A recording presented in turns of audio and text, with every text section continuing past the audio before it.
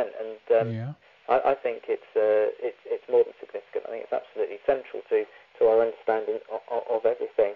But going back to what you were saying just at the beginning there about the way that we sort of now have the technology to be able to see something that we shouldn't actually see at this time. And I think, again, that's a very significant point. When people have talked about the return, then in the fact that we're now effectively able to cheat, we're now effectively be able to discover something that we shouldn't know about, changes everything. Now, when these sky telescopes go up and they start to do their search and the results come back, let's say that they do discover a brown dwarf, and they do say, oh, technically we're in a binary star system. Everyone goes, well, that's interesting, how fascinating, it's a long way away, so there we go. It doesn't have the same pervasive sort of contact with our psyche that the appearance of a red comet would in our sky.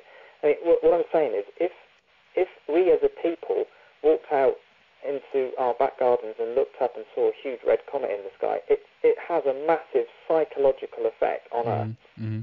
To spot something in a telescope that's effectively an academic body that might be lying amongst the comets, it's of interest to people, but it's not going to have the same psychological impact. Yeah, that's probably right, yeah. But it's still going to relate to very deep mythological sources within us. And I don't know if you're into the sort of idea of Carl Jung's ideas of the collective unconscious.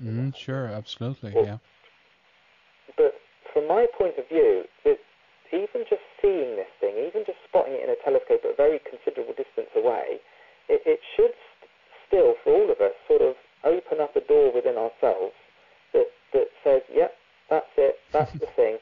So you could argue, even if 2012 isn't a catastrophic event insofar as it might just mark the discovery of this thing. It might just mark the point where we as a people come to recognize some ancient piece of wisdom that we've so far ignored, and through science we come to find out about knowledge that we shouldn't have in our time.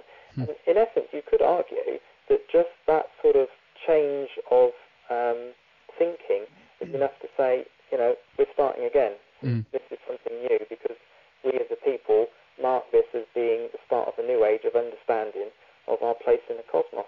So there's another perspective to 2012.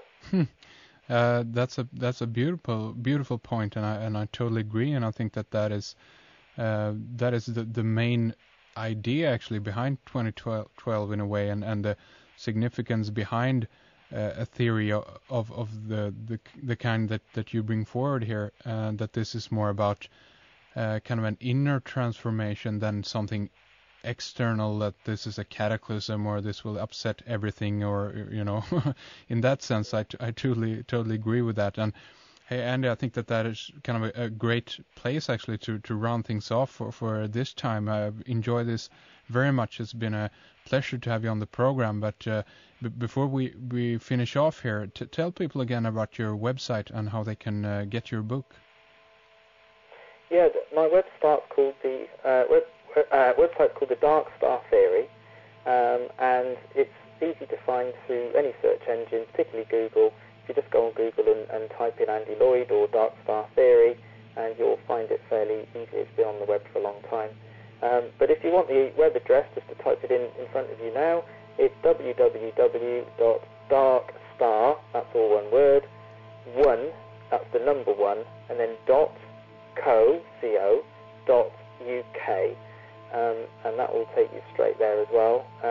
I'm also an artist, so there's a number of places on the internet where you can have a look at some of my art, which isn't necessarily connected but might be entertaining.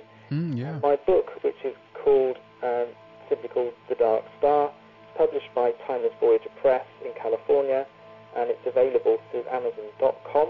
You can go onto Amazon and do a search for Andy Lloyd, and you'll quickly find that. or you can get it via me through my website, which I'm happy to send books out directly to people who want to have a read all about my research and about this fascinating object. Excellent.